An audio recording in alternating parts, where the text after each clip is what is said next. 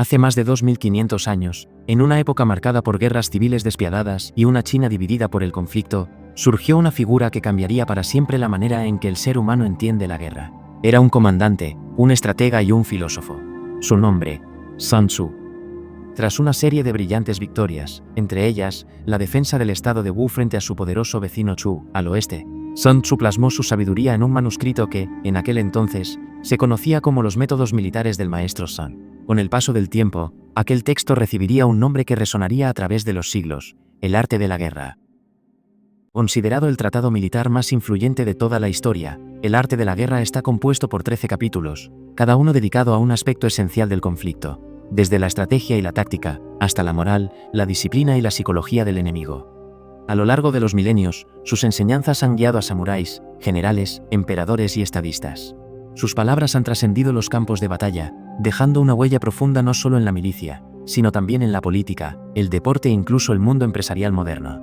El arte de la guerra es de vital importancia para el Estado. Es una cuestión de vida o muerte, un camino hacia la seguridad o la ruina. Por lo tanto, es un asunto que no puede ser descuidado. Para Sun Tzu, la guerra no era solo una confrontación de armas, sino un arte que abarca la mente, el cuerpo y el espíritu.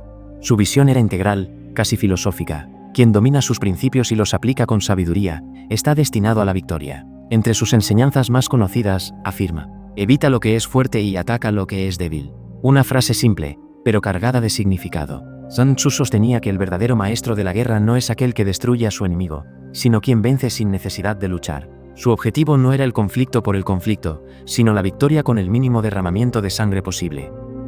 La excelencia suprema consiste en romper la resistencia del enemigo sin luchar. Y para alcanzar tal nivel de maestría, uno debe conocer profundamente al enemigo, y conocerse a sí mismo.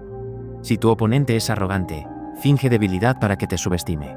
Si se relaja, atácalo sin darle descanso. Si sus fuerzas se mantienen unidas, divídelas. Porque, en última instancia, Sun Tzu nos enseña que quien entiende las vulnerabilidades del enemigo y sabe cómo aprovecharlas, jamás conocerá la derrota.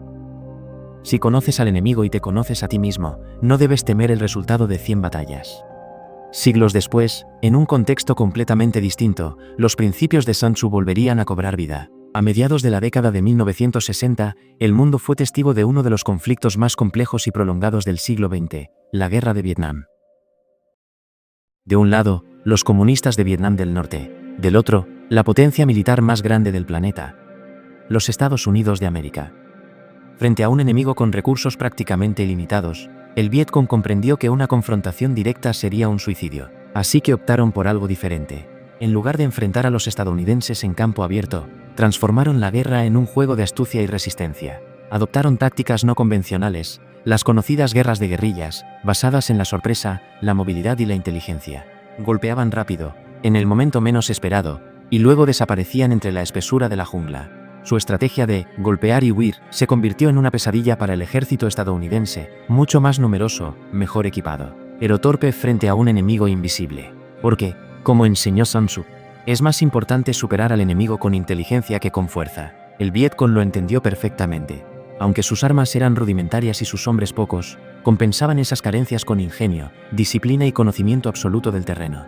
Bajo sus pies se extendía un laberinto de túneles subterráneos, una red casi interminable que les permitía moverse sin ser vistos, evadir los bombardeos y aparecer donde nadie los esperaba. La jungla misma se convirtió en su aliada. Cada sendero, cada arrozal, cada colina podía esconder una trampa explosiva o una mina terrestre. El terreno se transformó en un enemigo silencioso para los soldados estadounidenses, que nunca sabían dónde pisar ni de dónde vendría el próximo ataque. A pesar de la aplastante superioridad militar de Estados Unidos, los vietnamitas demostraron que la guerra no siempre la gana quien tiene más poder de fuego, sino quien entiende la mente y las debilidades del enemigo. Ellos habían asimilado la esencia de la filosofía de Sun Tzu. Toda guerra se basa en el engaño. Y con esa idea, el Vietcong logró lo impensable: doblegar a una superpotencia mediante la estrategia, la paciencia y el conocimiento. Por lo tanto, cuando seamos capaces de atacar, debemos parecer incapaces. Cuando usemos nuestras fuerzas, debemos aparentar inactividad. Cuando estemos cerca, debemos hacer creer al enemigo que estamos lejos. Cuando estemos lejos, debemos hacerle creer que estamos cerca. Estas palabras de Sun Tzu, escritas hace más de 2 milenios, encontraron eco en uno de los episodios más decisivos del siglo XX, la Segunda Guerra Mundial. Su filosofía del engaño y la manipulación estratégica fue aplicada con maestría durante la invasión de Normandía, mejor conocida como el Día D. En vísperas de la operación, los aliados sabían que el éxito dependía de confundir a Hitler y a su alto mando. Si los alemanes descubrían el punto real de invasión, el desembarco sería un desastre. Por eso, antes de que las tropas pisaran las playas de Francia, se libró otra batalla, una guerra de información.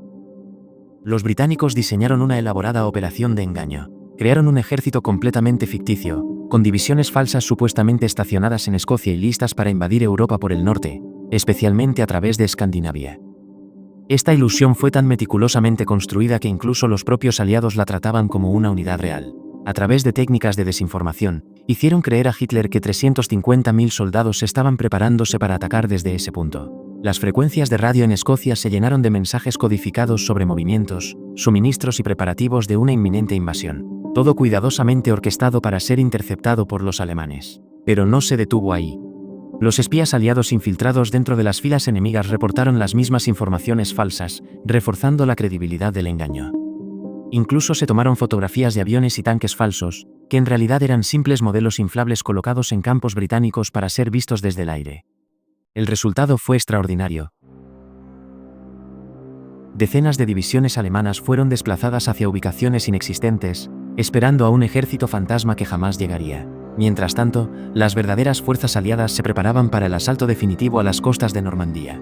Esta táctica de dividir y distraer al enemigo no solo fue clave en el día D. En el frente oriental, el ejército soviético mantenía ocupados a cerca de 1 millón de soldados alemanes, impidiendo que pudieran reforzar la defensa del oeste. Así, cuando las tropas aliadas desembarcaron en Francia, Hitler ya no tenía cómo reaccionar con rapidez. La estrategia había funcionado a la perfección. El enemigo fue engañado, dividido y debilitado. Exactamente como enseñaba Sun Tzu siglos atrás. Su principio seguía vigente: la victoria pertenece a quien domina el arte del engaño. Gracias por ver el vídeo. Si te ha gustado, te invito a dejar tu apoyo con un me gusta, suscribirte y comentar qué otro tema histórico te gustaría que exploráramos en el próximo episodio.